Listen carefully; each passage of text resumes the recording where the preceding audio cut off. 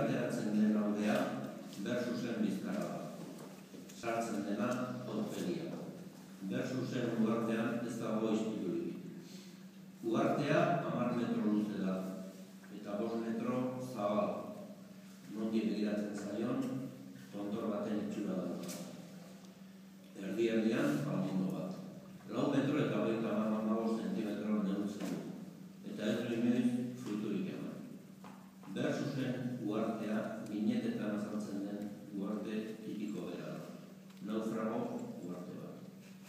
Edo baita ere esan liteke, uarte naufragoa. Egunero, 3 aldiz, palmondo gainera igo, eskuarekin eguzki babeserena egin, eta ordura ordenez, begiari edo egoten da, itxasontzerik ikusiko ote duen. Liturgia gizako bada.